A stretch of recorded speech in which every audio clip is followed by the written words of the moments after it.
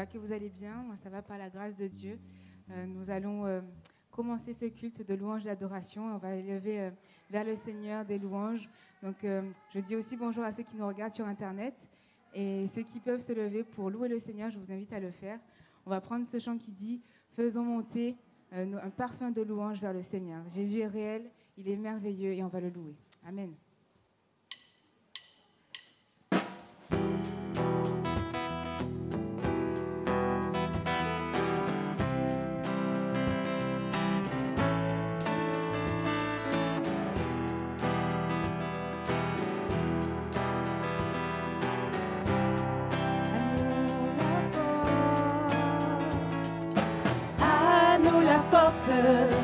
La joie du Seigneur, à nous la puissance, par son bras puissant, revêtu de force, entouré de gloire, assis sur le trône, à la droite du Père.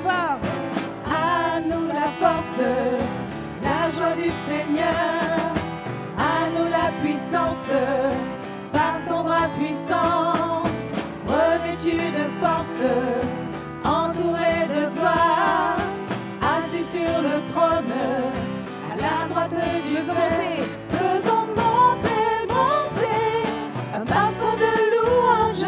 Faisons monter, monter, notre adoration. Faisons monter, monter, un parfum de louange. Faisons monter, monter, notre adoration.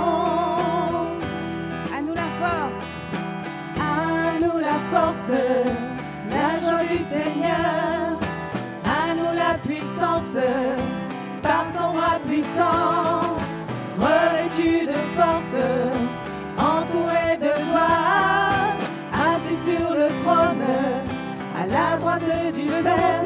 Faisons monter, monter, un parfum de louange. Faisons monter, monter, notre adoration.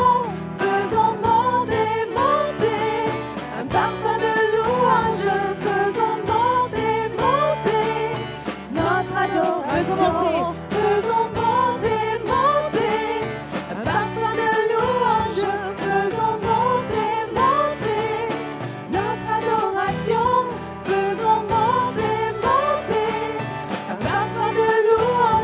Faisons monter, monter, notre adoration. Musique.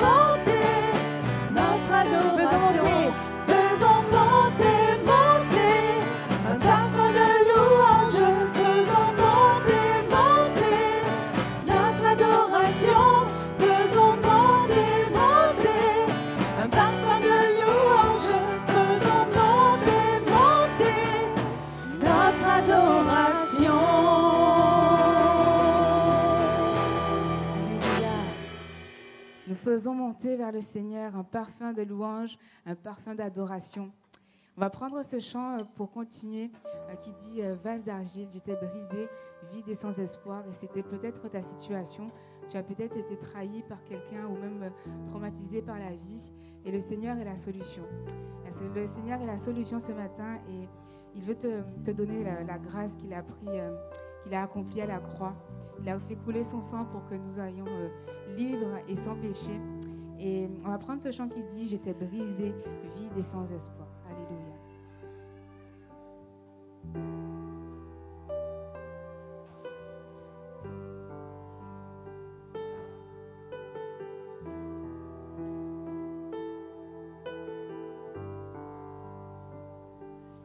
J'étais brisé, vide et sans espoir. Ta grâce m'a trouvé, restauré. Je n'ai rien à moi, mais tel que je suis, tu me libères, tu me libères. Grâce infinie. Grâce infinie de notre Dieu qui un jour m'a sauvé. J'allais de lieu en lieu quand tu m'as retrouvé. Et maintenant je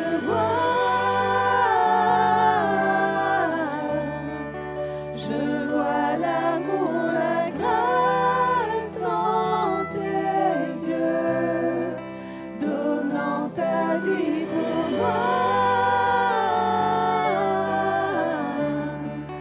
me ramenant de la mort à la vie.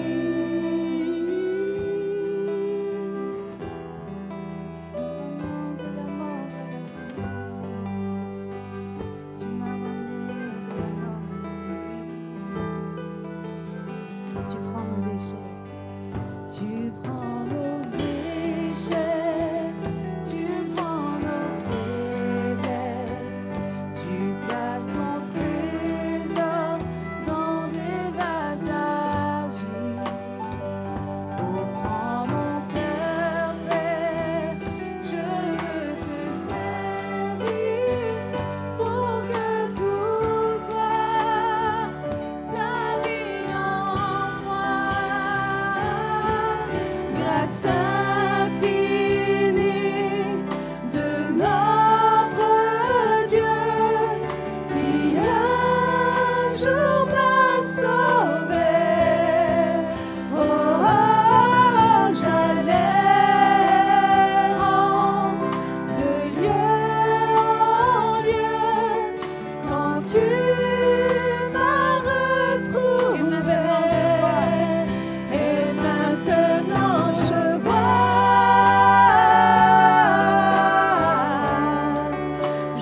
vois l'amour, la grâce dans tes yeux, donnant ta vie pour moi,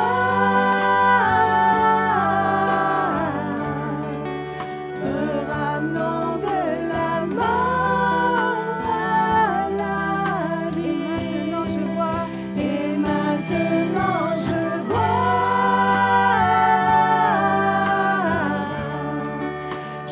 vois l'amour, la grâce dans tes yeux, donnant ta vie pour moi, me ramenant de la mort à la vie.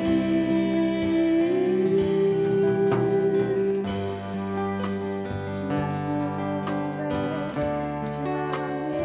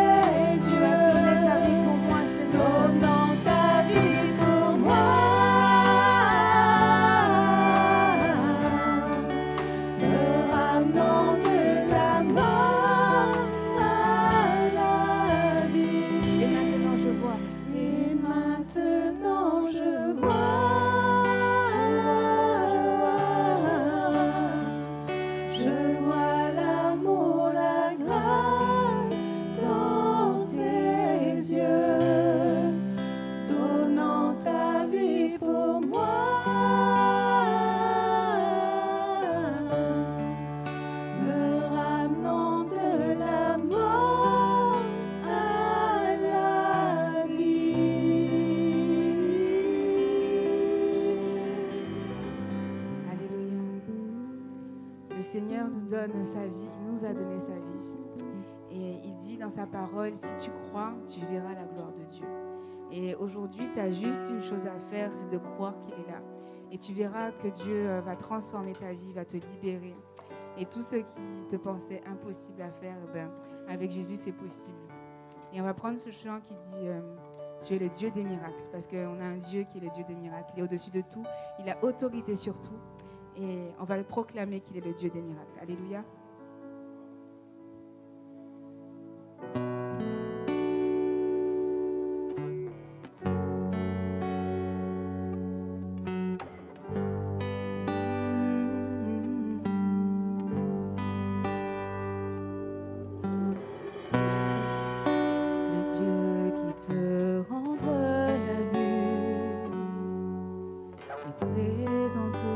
Autour de moi, présent tout autour de moi,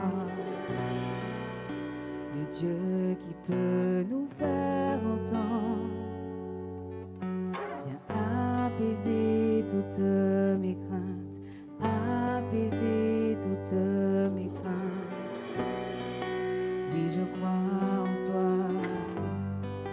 oui, je crois en toi. Tu es le Dieu des miracles. Oui, je crois en toi, Seigneur. Oui, je crois en toi. Oui, je crois en toi. Tu es le Dieu des miracles. Tu es le Dieu des miracles. Nous croyons en toi,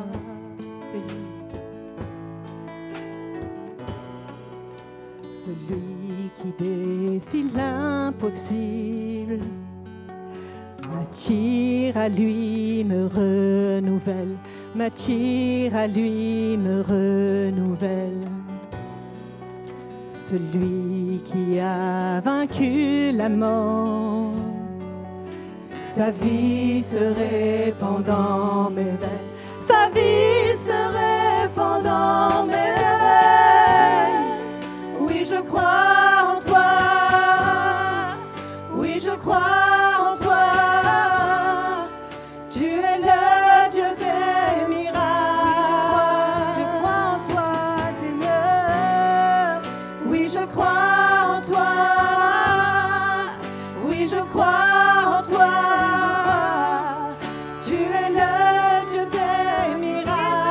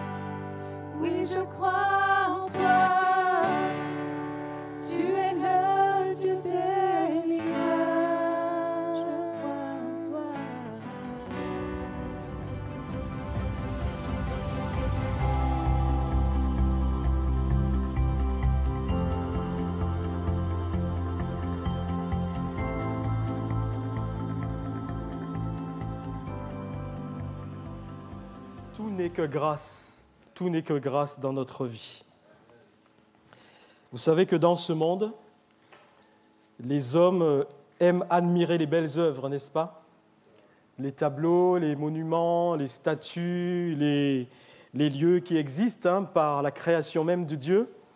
Ils aiment admirer les belles œuvres et il n'y a aucun mal à cela. Au contraire, on peut tout à fait apprécier ce que Dieu a créé, mais je voudrais quand même dire à quelqu'un ce matin que la plus belle œuvre qui n'ait jamais été faite et qui ne sera jamais faite et égalée, ça s'est passé là, ça s'est passé à la croix. À la croix. Car c'est là que Jésus-Christ était en train de payer pour l'humanité le prix du péché, afin que quiconque croit en lui ne soit point condamné, mais qu'il soit pardonné, délivré et qu'il soit sauvé. Amen. Lisons ensemble la parole de Dieu pour introduire ce message dans le psaume 103. Nous allons le lire en entier. Il est bon de prendre le temps de lire la parole de Dieu. Et juste avant, recommandons à Dieu donc sa propre parole afin que lui-même puisse exprimer ce matin. Seigneur Jésus-Christ, nous sommes là pour entendre encore ce message d'amour, de grâce, de pardon que tu annonces à tous les hommes sur cette terre. Nous rappelons que ta parole dit que Dieu était en Christ, réconciliant le monde avec lui-même. Et c'est ce beau message de l'amour de Dieu qui va être annoncé en ton nom ce matin. Saisis-toi de moi, Christ Jésus. Dis ce que tu veux dire et fais ce que tu veux faire pour ta gloire et le salut des âmes. Amen. Il est dit de David, « Mon âme bénit l'Éternel, que tout ce qui est en moi bénisse son saint nom. Mon âme bénit l'Éternel, et n'oublie aucun de ses bienfaits. C'est lui qui pardonne toutes tes iniquités, qui guérit toutes tes maladies. C'est lui qui délivre ta vie de la fosse, qui te couronne de bonté et de miséricorde. C'est lui qui rassasie de bien ta vieillesse, qui te fait rajeunir comme l'aigle. L'Éternel fait justice. Il fait droit à tous les opprimés. Il a manifesté ses voies à Moïse, ses œuvres aux enfants d'Israël. L'Éternel est miséricordieux et compatissant, lent à la colère et riche en bonté. Il ne conteste pas sans cesse. Il ne garde pas sa colère à toujours. Il ne nous traite pas selon nos péchés. Il ne nous punit pas selon nos iniquités. Mais autant les cieux sont élevés au-dessus de la terre, autant sa bonté est grande pour ceux qui le craignent. Autant l'Orient est éloigné de l'Occident, autant il éloigne de nous nos transgressions. Comme un père a compassion de ses enfants, l'Éternel a compassion de ceux qui le craignent. Il sait de quoi nous sommes formés. Il se souvient que nous sommes poussière. L'Éternel, ses jours sont comme l'herbe. L'homme. Ses jours sont comme l'herbe, il fleurit comme la fleur des champs. Lorsqu'un vent passe sur elle, elle n'est plus et le lieu qu'elle occupait ne la reconnaît plus. Mais la bonté de l'Éternel dure à jamais pour ceux qui le craignent, et sa miséricorde pour les enfants de leurs enfants, pour ceux qui gardent son alliance et se souviennent de ses commandements afin de les accomplir. L'Éternel a établi son trône dans les cieux, et son règne domine sur toutes choses. Bénissez l'Éternel, vous ses anges, qui êtes puissants en force et qui exécutez ses ordres en obéissant à la voix de sa parole. Bénissez l'Éternel, vous toutes ses armées, qui êtes ses serviteurs et qui faites sa volonté. Bénissez l'Éternel, vous toutes ses œuvres, dans tous les lieux de sa domination. Mon âme bénit l'Éternel. Et nous voyons ainsi que le psaume a commencé de cette manière. Il est dit « Mon âme bénit l'Éternel ». C'est un homme qui est en train de se parler à lui-même, mais il est vraiment en train de parler à ce qu'il est. parce qu'il dit « mon âme ». Et en nous, ce que nous sommes réellement, c'est l'âme. C'est cette partie de notre personne qui nous représente vraiment et qui ne mourra jamais, car l'âme est éternelle. Donc vraiment, il considère qui il est vraiment, tout ce qu'il est.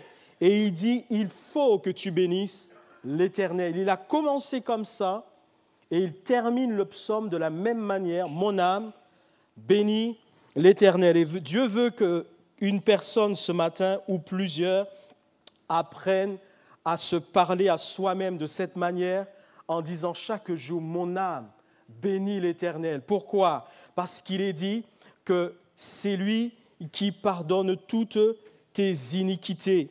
C'est lui qui guérit toutes tes maladies. C'est lui qui délivre ta vie de la fosse, qui te couronne de bonté et de miséricorde. Il rassasie de bien ta vieillesse.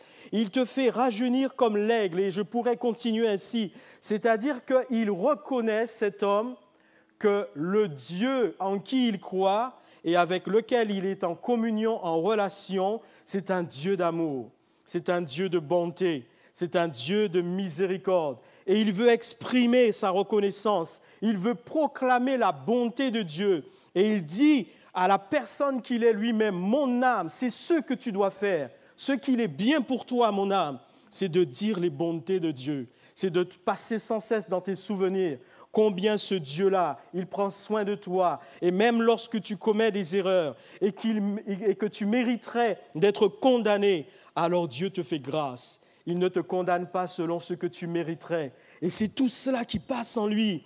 Et il se rend compte combien ce Dieu est bon. Il était en train d'exalter Dieu parce qu'à ce moment, il comprend vraiment ce qu'est l'amour de Dieu. L'amour de Dieu. Et c'est le titre de mon message. Un amour sans pareil. Un amour inégalable, sans aucune impureté. C'est l'amour de Dieu. Cet amour est insoupçonnable pour certaines personnes et même méconnu pour d'autres. Et ce matin, Dieu veut que tous connaissent son amour. Que tous ceux qui sont là, même ceux qui ont déjà répondu à Jésus-Christ, mais qui ne sont pas encore entrés dans la profondeur de cet amour, et ceux qui naturellement sont là, mais qui ne connaissent pas encore cet amour, Dieu veut répandre son amour ce matin dans les cœurs. Dieu veut que l'amour de Dieu puisse nous emporter, afin que les choses qui nous font la guerre puissent devenir pour nous des choses vraiment insignifiantes, lorsque nous pourrons dire, même dans la difficulté, mon âme bénit l'Éternel. Et n'oublie aucun de ses bienfaits. Bénis l'Éternel. Pourquoi donc notre âme doit-il bénir l'Éternel? Parce que dans ce monde, on pourrait dire, oui, c'est vrai, ça c'est facile de le dire avec des mots, mais dans la réalité, dans ce monde, il y a des souffrances, n'est-ce pas? Il y a des guerres, il y a beaucoup de déceptions, il y a des épreuves et nous ne pouvons pas l'ignorer. Et même en ce moment, par rapport à ce qui se passe dans le monde, il y a une guerre qui peut embraser le monde entier. Et là, on pourrait se dire, mais comment est-ce que je peux me tourner vers un Dieu et lui dire qu'il est bon par rapport à tout ce qui se passe dans le monde, les souffrances, les maladies, les déceptions, les hommes qui meurent, des enfants qui meurent, des accidents. Comment? Alors, cela est possible, je vais vous dire pourquoi. Parce que dans la réalité, quel que soit ce qui se passe dans ce monde et qui fait mal, ça n'a jamais été la volonté de Dieu pour l'homme. Jamais. Ce n'est pas Dieu qui est l'auteur de ces souffrances. Ce n'est pas Dieu qui veut que l'homme souffre. Dieu n'a jamais voulu que l'homme à qui il a donné la vie puisse être éprouvé de cette manière au point d'être découragé et même de se détourner de Dieu. Non, Dieu n'a jamais voulu ça. Parce qu'il est dit que Dieu est amour. Et l'amour ne fait point de mal à son prochain. Il ne peut pas y avoir dans l'amour, il ne peut pas y avoir de mal. C'est impossible. Et 1 Jean 4,8 le dit, « Celui qui n'aime pas n'a pas connu Dieu, car Dieu est amour. » Car Dieu est amour. Et l'amour ne fait point de mal à son prochain, nous dit Romains 13, 10. C'est exactement comme la lumière et les ténèbres. Il n'y a aucune conciliation possible entre la lumière et les ténèbres. On ne peut pas les fusionner, on ne peut pas les concilier. Là où il y a la lumière, les ténèbres ne peuvent pas rester. Il n'y a pas de compromis possible entre la lumière et les ténèbres. Et c'est pareil pour l'amour. Il ne peut pas y avoir de mal dans l'amour. Et regardez ce qu'il est dit, car Dieu est amour. Il n'est pas dit que Dieu a de l'amour. Il est dit que Dieu est, il est amour. En fait, c'est la nature de Dieu. C'est son essence, c'est tout ce qui le représente. Il est, c'est sa nature, c'est sa personne, c'est son être. Il est amour. Puisqu'il est amour, il ne peut pas faire de mal. C'est impossible. Et c'est pour cela qu'en lisant la Bible, ou d'autres livres, ou d'autres croyances, ou d'autres convictions, certaines personnes pensent que Dieu fait du mal. Dieu ne peut pas faire de mal. Il y a des choses qui sont mal interprétées. Dieu ne supporte pas le péché. Dieu ne supporte pas la désobéissance. Mais Dieu ne fait pas de mal. Parce qu'il est le souverain qui dicte les règles. Il dicte les lois. Alors oui, cet homme qui dit « Mon âme bénit l'Éternel », c'était un roi, le roi David. C'était un roi, l'homme qui occupait donc la plus haute responsabilité au sein du peuple d'Israël. Et on pourrait se dire, c'était peut-être facile pour lui de dire « Mon âme bénit l'Éternel ». Eh bien non, cet homme aussi a connu ses souffrances. Parce que déjà, il était le roi et il devait faire face aux guerres, à tous les ennemis du peuple d'Israël.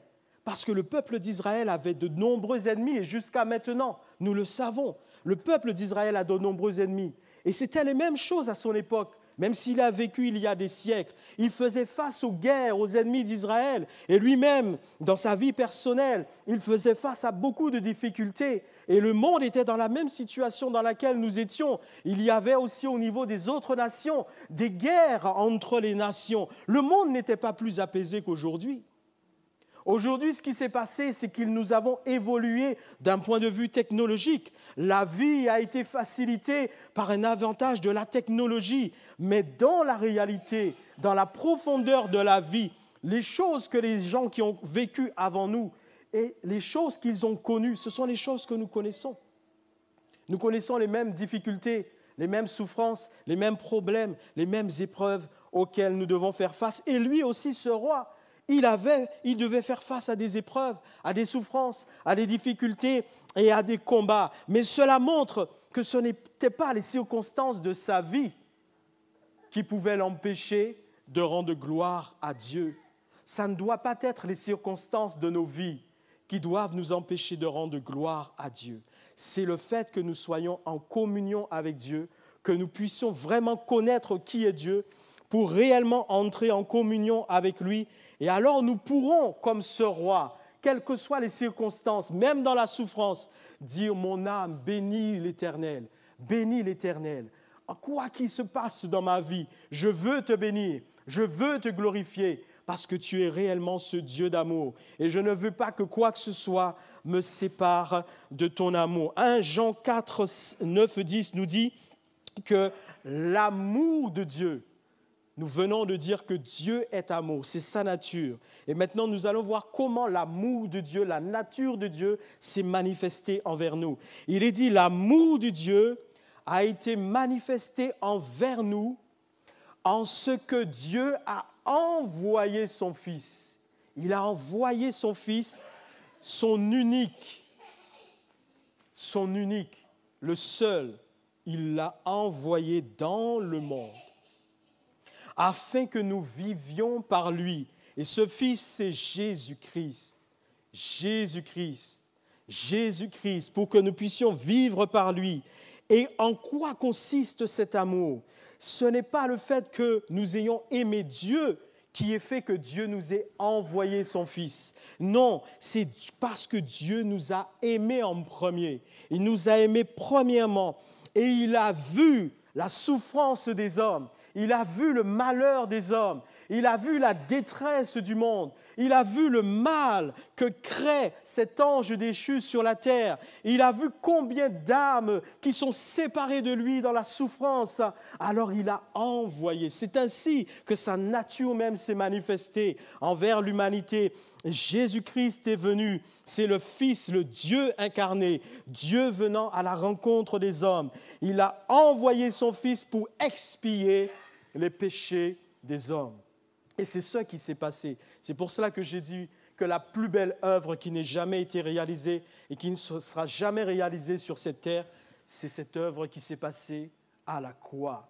C'est là que Jésus-Christ, venu de la part du Père, a expié les péchés des hommes, afin que tous ceux qui viennent à Jésus, et ce matin, si quelqu'un n'est pas encore à Jésus, la main tendue d'amour du Dieu de gloire est là pour vous dire, oui, Jésus-Christ a expié les péchés de tous les hommes à la croix. Personne n'a été oublié. Il n'y a pas une personne qui pourrait dire sur cette terre, Dieu ne me regarde pas, Dieu ne m'aime pas, Dieu m'a oublié, Dieu ne prend pas soin de moi, je ne veux pas écouter ces choses, je ne comprends pas ce Dieu. Personne n'a été oublié. Tout a été fait pour que tous aient la possibilité d'être sauvés. Alors, ce qu'il faut, c'est comprendre cet amour ce matin.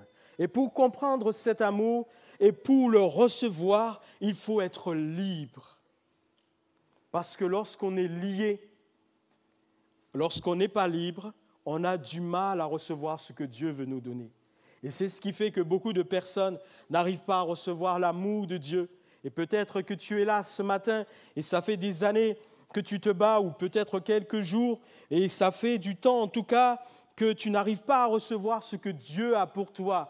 Et personne n'arrive à te convaincre. On te prêche la parole de Dieu, tu as déjà entendu le message d'amour de Jésus, ou alors c'est ce matin que tu l'entends vraiment et quelque chose se passe dans ton cœur, mais tu n'arrives pas parce qu'il y a quelque chose qui te retient encore dans la captivité et tu n'es pas libre. Et le fait que tu ne sois pas libre t'empêche de recevoir cet amour. Il faut que tu sois libre pour recevoir l'amour de Jésus. Jésus a dit en Jean 8, 32, il a dit, vous connaîtrez la vérité et la vérité vous affranchira. Il n'y a que la vérité qui peut apporter la liberté aux hommes. Et c'est la vérité apportant la liberté te permettra et permet à tous ceux qui reçoivent Jésus de recevoir son amour, d'accepter cet amour, d'entrer dans cette alliance et de vivre différemment. Et même si les difficultés sont là, désormais d'aborder la vie autrement que ce qu'elle a toujours été avant que Jésus ne soit dans la vie. Vous connaîtrez la vérité. Si tu veux connaître la vérité ce matin, alors je veux te dire quelque chose. La vérité, elle est présente. La vérité, ce n'est pas l'Assemblée de Dieu de Toulouse-Ouest. La vérité, ce n'est pas les adventistes du 7e jour. La vérité, ce n'est pas les témoins de Jéhovah. La vérité, ce n'est pas les rosicruciens. La vérité, ce n'est pas tous ceux qui adorent les arbres, les courants d'eau, la nature. La vérité, c'est une personne. Et cette personne est présente ce matin.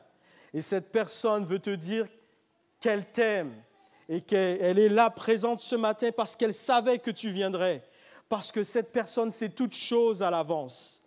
Toutes choses, il la connaît. Ce qui se passe dans ta vie, il la connaît.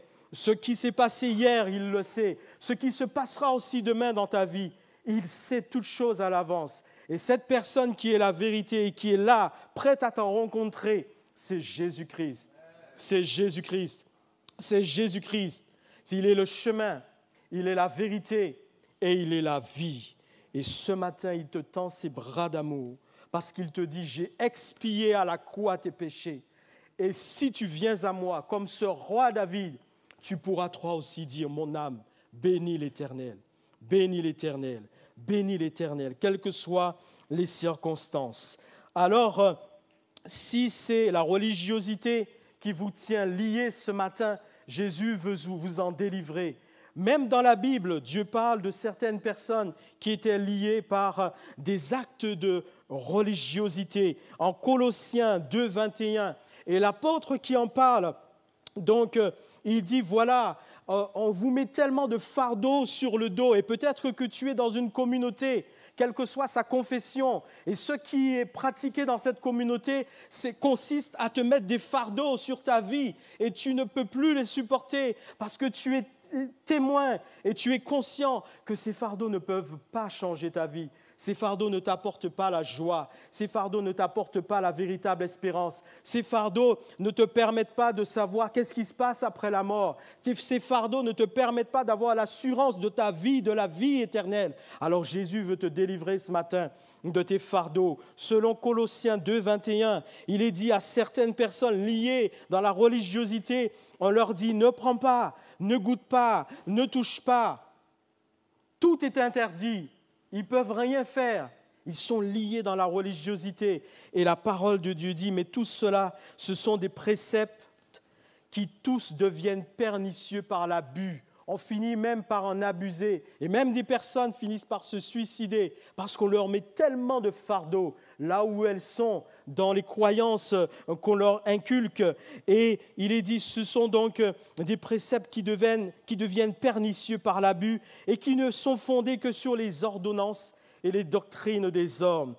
Pour l'apparence, c'est vrai, ça semble être sage, mais dans la réalité, cela n'indique qu'un culte volontaire de l'humilité.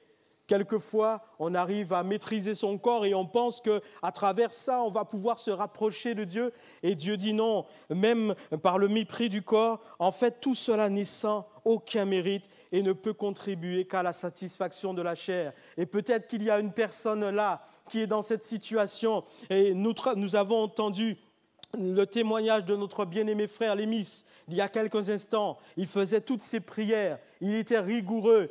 Il était vraiment sérieux dans cet engagement, mais pourtant il ne connaissait pas celui qui est le chemin, la vérité et la vie. Il n'avait pas la vie éternelle, il n'avait pas la vie de Dieu. Pourtant, il respectait scrupuleusement tout ce qu'on lui avait inculqué, jusqu'au jour où celui qui est présent ce matin est venu le rencontrer à travers celle qui est son épouse aujourd'hui, à travers le témoignage de son épouse, et sa vie a changé. Sa vie a changé. Jésus l'a délivré de ses fardeaux.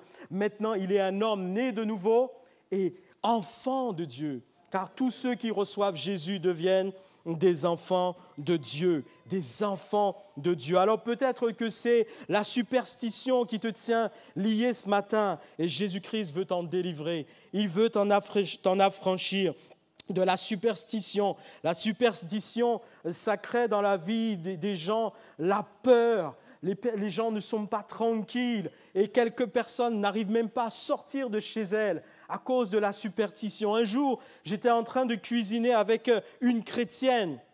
C'était pourtant une chrétienne, une personne qui a déjà rencontré Christ. J'étais en train de cuisiner, puis à un moment donné, j'ai pris ce que j'avais sur la main, un couteau, pour remuer ce que j'étais en train de cuisiner. Donc j'ai pris un couteau, c'est ce qu'il y avait de plus près. Je me mets à remuer ce qui est en train de cuire. Et la personne qui était avec moi, cette chrétienne, elle arrive. Elle est paniquée. Elle m'a dit, oh là, que fais-tu? Tu ne sais pas qu'on ne met pas un couteau sur le feu. On ne met pas un couteau sur le feu, qu'est-ce que tu fais? Alors je lui dis, mais tu es enfant de Dieu. Explique-moi pourquoi ne doit-on pas mettre un couteau sur le feu? Quel impact dans notre vie, nous rachetés par l'amour et le sang de Jésus versé à la croix, enfant de Dieu? Qu'est-ce que cela aura comme impact dans ta vie? Et là, elle ne peut pas me dire. Et j'insiste pour essayer de comprendre. Elle n'arrive pas à me dire.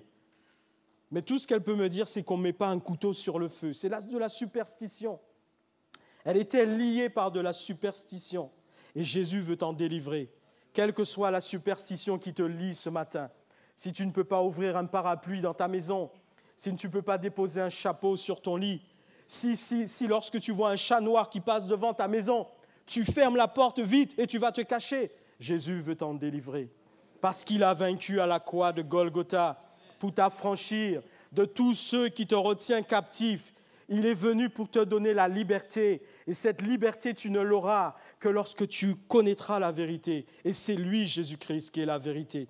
Accepte Jésus dans ta vie, accepte-le comme sauveur et Seigneur de ta vie. Alors tu auras cette liberté et cette liberté te permettra d'entrer dans son amour, de recevoir son amour et de vivre désormais donc autrement que ce que tu as connu dans le passé. Il faut reconnaître Jésus comme celui-là seul qui peut te secourir ce matin. Jean 17, 3 dit « Or, la vie éternelle, c'est qu'ils te connaissent, toi le seul vrai Dieu, et celui que tu as envoyé, Jésus-Christ. » Celui que le Père a envoyé pour te secourir ce matin, c'est Jésus-Christ.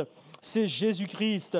Et si on t'a fait croire que Dieu ne t'aime pas, si on t'a méprisé, si on t'a injurié, on t'a rabaissé, on t'a dévalué, et même toi, tu n'as pas une bonne estime de toi aujourd'hui, parce qu'on a dit tellement de choses mauvaises sur ta vie, et même ton âme peut-être est abattue au-dedans de toi. Alors je voudrais te dire ce matin, tout ce qu'on a dit sur ta vie est faux. Tout le mal qu'on a pu dire sur ta vie est faux. Jésus veut t'en délivrer ce matin. Reçois l'amour du Christ qui veut te libérer de toute la souffrance que tu as dans ton cœur, dans ton âme, dans ton esprit, de tout le mal que tu as reçu. Jésus veut t'en libérer. Libérer, parce que la puissance de la délivrance est en lui. Et cette puissance, c'est la puissance de l'amour. L'amour de Dieu manifesté en Jésus-Christ. Dieu aime tous les hommes, sans exception. Si on t'a fait croire qu'il y a une catégorie de personnes que Dieu n'aime pas, cela est un mensonge. Dieu aime tous les hommes et il t'aime ce matin. Et avant même que tu ne sois né et que tu ne viennes au monde sur cette terre, il te connaissait déjà. Il te voyait déjà. Il voyait ce jour-là où tu serais là, où lui aussi serait là pour te rencontrer. Et ce matin, il te dit, veux-tu me rencontrer? Veux-tu me recevoir comme ton sauveur? Veux-tu me recevoir comme ton Seigneur? Je suis là parce que j'ai porté tes fardeaux à la croix et je veux t'en délivrer ce matin. Veux-tu me recevoir? Veux-tu me recevoir comme sauveur et Seigneur de ta vie? Il est dit que en Philippiens 3, 18, 19, il en est plusieurs, malheureusement, et même cet appel d'amour de Dieu est lancé régulièrement. Mais il en est plusieurs qui continuent. Ils continuent à marcher en ennemis de la croix de Christ. Et l'apôtre dit, mais il dit ces choses aux Philippiens en pleurant. Il pleure, pourquoi? Parce que ceux qui marchent en ennemis de la croix, qui refusent l'appel de Dieu, ils iront à la perdition. Ils iront à la perdition éternelle. C'est ce que nous dit le verset Philippiens 3, 18 et 19. Ils marchent en ennemis de la croix. Et il dit, c'est en pleurant que je dis ça, parce que leur fin, ce sera la perdition. Ce sera la perdition. Dieu veut éviter que tu partes dans la perdition éternelle, dans des souffrances qui ne finiront jamais. Tu ne peux pas imaginer ce que c'est, parce que le diable même ne veut pas y aller. Il ne faut pas que tu y ailles. Si tu n'as pas rencontré Jésus encore dans ta vie, c'est ce matin que tu dois le rencontrer. C'est maintenant que tu dois lui dire oui. Leur fin, ce sera la perdition, parce que leur Dieu, c'est toute autre chose que Dieu. Ça peut être leur ventre, ils mettent leur gloire dans ce qu'ils font leur honte. Ils ne pensent qu'aux choses de la terre. Et pourtant, Dieu a tant aimé le monde, nous dit Jean 3,16. Il a tellement aimé l'homme qu'il a créé, qu'il a donné son Fils unique, afin que quiconque croit ne périsse point, mais qu'il ait la vie éternelle. Oui, ce matin, tu es là et tu peux mettre ton prénom à la place. Si tu t'appelles Jean, tu peux dire afin que Jean croit, afin que si Jean croit, afin que si Sandrine, si Armel, si Moussa, si Mokbe, je ne sais pas, quel que soit le prénom, tu mets ton prénom, afin que si moi je crois, oui, je puisse avoir la vie éternelle, que je ne périsse point. Dieu, en effet, il n'a pas envoyé son Fils dans le monde pour juger le monde. Ce n'est pas pour ça que Jésus est venu. Il n'est pas venu pour condamner les hommes. Il est venu pour les sauver. C'est pour que le monde soit sauvé par lui. Celui qui croit en Jésus-Christ n'est pas jugé, mais celui qui ne croit pas, il est déjà jugé. Parce que c'est la solution que Dieu a envoyée pour que les hommes soient pardonnés et sauvés. Donc si on n'y croit pas, si on n'en veut pas, on est déjà jugé en rejetant la solution, l'amour, la grâce de Dieu que Jésus-Christ est venu apporter aux hommes. Celui qui croit n'est pas jugé et celui qui ne croit pas, il est déjà jugé. Romains 5 et 8 nous dit « Dieu prouve son amour envers nous, en ce que lorsque nous étions encore des pécheurs, Christ est mort pour nous. Quelle preuve d'amour, n'est-ce pas? Les gens aiment des preuves. Beaucoup de personnes, pour croire certaines choses, demandent des preuves. D'ailleurs, il y avait même un des apôtres de Jésus, il s'appelait Thomas, et lui, il ne voulait pas croire sans preuve.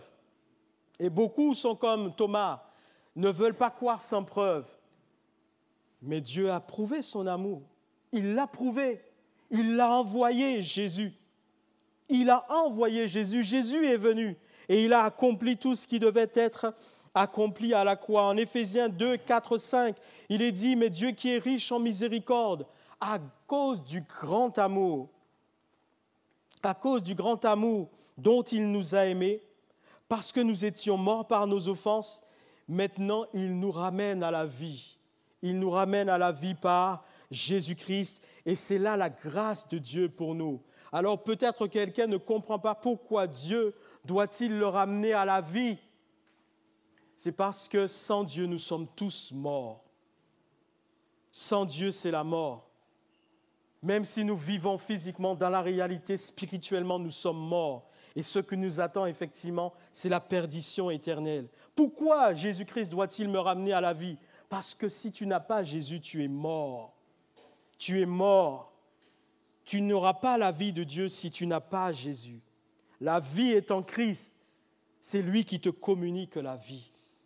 Et c'est pour ça qu'il est dit ainsi dans le psaume 103, Dieu sait de quoi nous sommes formés et il se souvient que nous sommes poussière. Parce qu'en nous, il y a la mort. Il y a de la poussière, il y a de la matière, il y a de la terre qui doit retourner à la terre, la poussière qui doit retourner à la poussière. Dans ce que nous avons lu en introduction. Merci. Merci. Il sait de quoi nous sommes formés. Il se souvient que nous sommes poussière. L'homme, ses jours sont comme l'herbe. Il fleurit comme la fleur des champs. Et lorsqu'un vent passe sur elle, elle n'est plus. Parlant de la fleur, et le lieu qu'elle occupait ne la reconnaît plus. Et les hommes, c'est pareil. Sans Jésus-Christ, sans l'amour de Dieu, sans le salut de Jésus, sans le pardon des péchés, nous sommes pareils à des fleurs qui passent, des vents qui passent.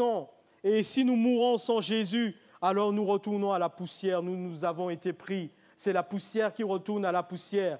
Et l'âme, maintenant, qui n'a pas reçu Jésus du temps où il était dans ce corps-là sur la terre, alors qu'adviendra-t-il de cette âme maintenant sans Jésus-Christ? Dans l'au-delà, qu'adviendra-t-il de cette âme?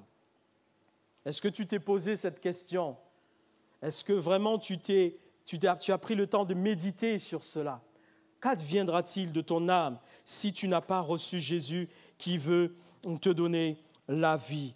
Alors, s'il est vrai que l'homme est poussière, l'homme a une partie en lui qui est de la terre, de la manière dont Dieu l'a créé, mais je voudrais vous dire que Dieu a créé l'homme autrement, de manière bien plus glorieuse que cela. Il n'y a pas que de la poussière, il n'y a pas que de la terre en nous. Genèse 1, 27, 28 nous dit, écoutez bien, parce que ça c'est capital, et je pense que même des enfants de Dieu, quelquefois ne comprennent pas la profondeur de cette parole. Il est dit, Dieu créa l'homme à son image. Il créa l'homme à l'image de Dieu. Il créa l'homme et la femme et il va les bénir. Dieu, c'est l'être le plus glorieux qui existe. Il n'en existe point. Ésaïe 42, 8, il dit « Je suis l'Éternel et c'est là mon nom. Je ne donnerai pas ma gloire à un autre, ni mon honneur aux idoles. Il n'y a aucun être qui soit l'égal de Dieu.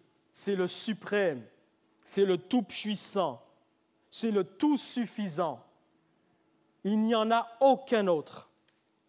Mais pourtant, quand il crée l'homme à son image et à sa ressemblance. Il a voulu que sur la terre, l'homme puisse le représenter. Pensez-vous que Dieu qui crée l'homme à son image et à sa ressemblance ait eu pour cet homme-là un projet de malheur, de souffrance? Est-ce que Dieu voudrait lui-même détruire son image qu'il a mis dans l'homme? Mais non. Dieu a créé l'homme à son image. Ce n'est pas pour détruire lui-même l'image de sa propre personne dans l'homme. Jamais. Ce n'est pas ce qu'il a voulu. Donc toutes ces souffrances, ce n'est pas la volonté de Dieu. Ce n'est pas ce que Dieu a voulu. Parce qu'il a créé l'homme à son image. Il a voulu que l'homme lui ressemble. Il a voulu qu'une de ses créatures puisse refléter son image. Donc jamais il n'a voulu détruire lui-même l'image de sa personne dans cet homme. Jamais. Et si on t'a fait croire cela, c'est un mensonge. C'est un mensonge. Et la première image, la suprême image de Dieu en nous, de la même manière qu'il est lui-même dans sa nature amour, eh bien pour nous aussi c'est l'amour. C'est l'amour de Dieu que Dieu veut voir en nous. Et c'est pour ça qu'il est dit à 1 Jean 4, 7, 8, « Bien-aimés, aimons-nous les uns les autres, car l'amour est de Dieu. » L'amour est de Dieu. Quiconque aime est né de Dieu. Et quiconque, celui qui n'aime pas, n'a pas connu Dieu. Pourquoi? Car Dieu est amour. C'est l'image de Dieu, l'amour. Et c'est cette image aussi qu'il met en nous. Et lorsqu'on arrive à entrer dans l'amour de Dieu, on va apprendre à aimer comme Dieu aime, donc on va refléter son image. On va refléter sa gloire, son amour, sa compassion, sa miséricorde envers notre prochain. Et lorsqu'on n'arrive pas à aimer, eh bien, on n'a pas l'image de Dieu en nous. Cette image, elle a été donc détruite, elle doit être recréée donc en nous. Alors ce matin, oui, Dieu lance cet appel d'amour dans Matthieu 11, 28, 30. Et ce matin, écoute bien, il dit « Venez à moi, venez, ne reste plus au loin, car c'est un Dieu qui est près des hommes. » Peut-être que tu ne l'as jamais ressenti, tu te dis « Ce Dieu-là, il est trop loin, trop éloigné, il est au firmament dans les cieux, là où lui-même a établi son trône, comment est-ce que je peux accéder à ce Dieu ?» Tu peux accéder à ce Dieu parce qu'il est venu réellement rencontrer les hommes. C'est Jésus-Christ qui est venu rencontrer les hommes. Et Jésus-Christ est réellement là, présent ce matin. Tu n'as pas besoin de le voir avec tes yeux visibles, mais tu as besoin simplement de croire. Si tu crois, tu verras la gloire de Dieu dans ta vie. Si tu crois, c'est la foi seulement que tu as besoin d'exercer maintenant. Et si jamais tu te rends compte que tu n'arrives pas à croire, demande à Dieu, sans crier, mais tu le fais dans ton cœur. Seigneur, si c'est vrai, aide-moi à croire. Aide-moi à croire de tout ce que je viens d'entendre. Et Jésus fera naître la foi dans ton cœur. Et tu pourras le rencontrer ce matin. Venez, ne reste plus au loin. Venez à moi, vous tous qui êtes fatigués et chargés, et je vous donnerai du repos. Tu vas apprendre et tu vas découvrir maintenant ce qu'est le vrai repos de Dieu. Le vrai repos. Prenez mon joug sur vous, recevez mes instructions, car mon joug est doux et léger, et je suis humble de cœur. Alors, écoutez, je termine. Il y a un jeune homme à qui on avait été prêcher l'Évangile parce que nous avions organisé une campagne d'évangélisation. Et il y a une chrétienne, une enfant de Dieu qui avait été dans un quartier pas facile et pour lancer des invitations, évangéliser. Et elle rencontre ce jeune homme. Elle lui parle de l'amour de Dieu. Elle lui tend un prospectus. Et lui, il a pris le prospectus, il l'a déchiré, il l'a lâché par terre et il l'a piétiné. Et il a déclaré que dans son quartier, ici, il n'y a pas de Jésus-Christ. Jésus était venu à sa rencontre. Jésus était venu pour le sauver. Parce que Dieu sait toutes choses à l'avance. Tu ne sais pas de quoi sera fait demain. Tu ne sais pas ce que te réserve ton lendemain. Il ne savait pas. Jésus était venu pour le sauver. Il a méprisé cet amour.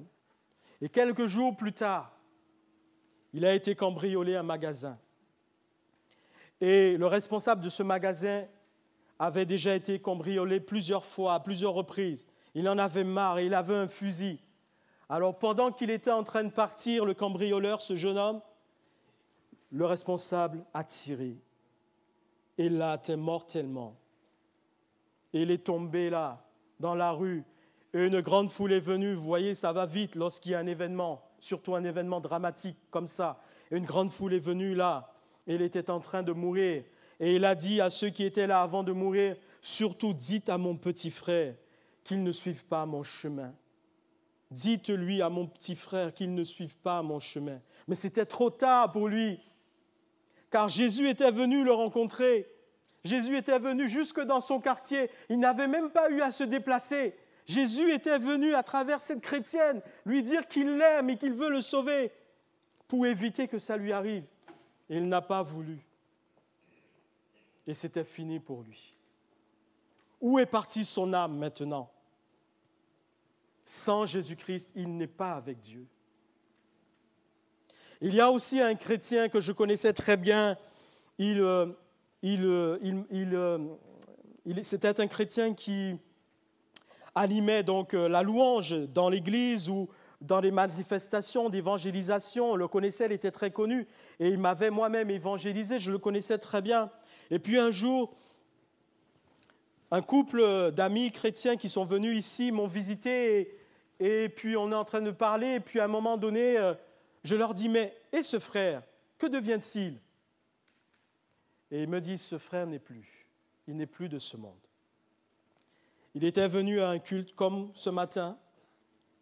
Il était venu à la louange comme ce matin. Il était là comme nous aujourd'hui. Il a adoré son Dieu. Il a loué son Dieu. Et puis en entrant chez lui, il est arrivé devant sa maison. C'est le témoignage qu'ils m'ont donné. Et puis, devant sa maison, il a levé ses mains au ciel et il a dit « Mon Dieu !» Et il est tombé et il est mort. On ne sait pas de quoi sera fait le lendemain. Il sortait d'un culte. Mais là où on peut se réjouir pour lui, c'est que lui, il avait reçu Jésus-Christ comme son Sauveur et son Seigneur. Et on peut croire, on a l'assurance que son âme est dans la gloire avec Dieu pour l'éternité. Ce sont deux exemples, vous voyez, où chacun a trouvé la mort, mais pas la même destinée, pas la même éternité. Deux morts, mais pas la même éternité. Que choisis-tu ce matin? Veux-tu partir dans la gloire de Dieu, quoi qu'il puisse t'arriver? Ou veux-tu prendre le risque, sans rencontrer Jésus, sans l'accepter, sans recevoir son amour, de partir dans un lieu où tu vas souffrir pour l'éternité? Que choisis-tu ce matin? Jésus t'appelle ce matin. Tu n'as pas encore répondu.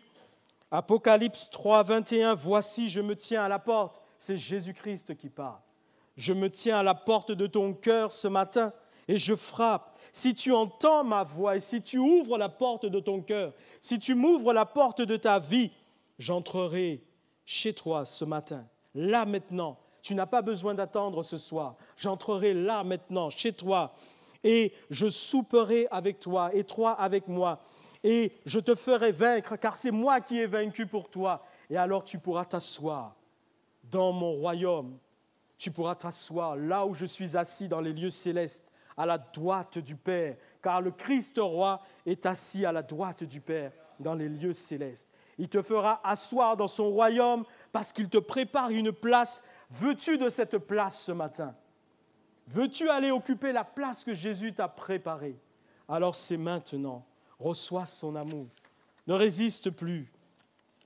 Dis à Dieu tout ce que tu peux vouloir lui dire, simplement dans la liberté de ton cœur, et entends la voix de l'amour de Dieu qui t'appelle ce matin. Viens à Jésus-Christ parce qu'il t'aime, et il t'aime d'un amour éternel.